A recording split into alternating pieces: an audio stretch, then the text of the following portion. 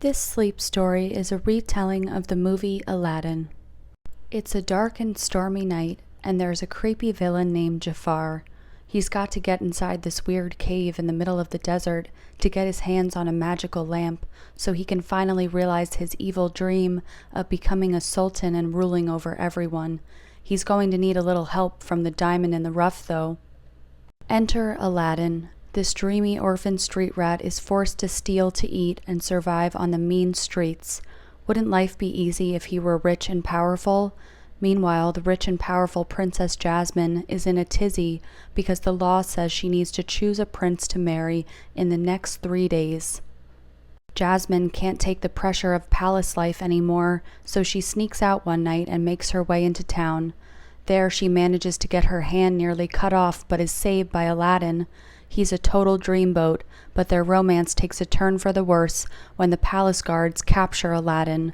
Jasmine tries to use her princess privilege to set him free, but it's no good. These orders come straight from the top. Jafar. This creepy villain was the right-hand man to Jasmine's dad, the Sultan. Meanwhile, Aladdin's down in the dungeon when an old man makes him an offer he can't refuse. Why not bust out of this place, hightail it to a creepy cave, and find a magical lamp? Sure, sounds like fun. And it is, until Aladdin emerges with the lamp and the old man tries to kill him. Luckily, Aladdin's pet monkey, Abu, is able to snag the lamp from the old man, though Aladdin and Abu wind up trapped inside the cave with a friendly magic carpet. On the plus side, the old man, who was Jafar in disguise all along, doesn't get to lay his slimy fingers on his prize. Down in the cave, Aladdin rubs the lamp and discovers that it contains a wisecracking genie who will grant him 3 wishes. Once the genie uses his magic to free them from the cave, Aladdin makes his first wish. He wants to be a prince to catch Jasmine's eye. Aladdin, disguised as Prince Ali, rolls into town in style, but Jasmine is not impressed.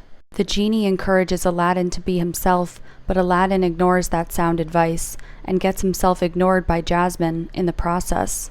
He finally has some luck when he offers to take her on a magic carpet ride. Back on solid ground, Jafar has Aladdin kidnapped and thrown into the sea. Now that Jafar doesn't have the lamp, he's got to take matters into his own hands. This evil plan involves forcing Jasmine into marrying him so that he can become the Sultan. Meanwhile, the genie has had to save Aladdin from drowning, which uses up our hero's second wish. Aladdin arrives back at the palace just in time to foil Jafar's evil schemes. Our hero gets the girl and is named the future Sultan. Aladdin is sort of nervous because he's essentially been lying to everyone this whole time. He's not actually a prince. What if they find out he's a fraud? Plus, he told the genie he would use his 3rd wish to free him from a lifetime of servitude, but he can't do that now. He needs the genie's help. And one other bummer is that Jafar has seen Aladdin with the lamp and knows exactly who he is. We get the feeling that's going to be his biggest problem. Jafar sends his pet bird to snatch the lamp and then uses it to start making evil wishes. Jafar is now Sultan, and Jafar is now the most powerful sorcerer in the entire world. Jafar also unmasks Aladdin in front of everyone. But Aladdin manages to fight his way back to the palace to battle with Jafar, who turns into a huge monstrous snake. Aladdin tells Jafar that his work has been impressive so far, but it's no match for what the genie can do. Jafar realizes Aladdin is right. Then Jafar makes his 3rd wish. He demands to be made into an all-powerful genie. The downside to being a genie is that you get trapped inside a lamp for thousands and thousands of years, but Jafar doesn't think this one all the way through and ends up falling victim to his own wishes. At last, everything is back to normal. Aladdin uses his final wish to free the genie. The Sultan, Jasmine's father, changes the law so that Jasmine can marry anyone she wants, even if that person has grown up in poverty and will be expected to rule over an entire kingdom someday.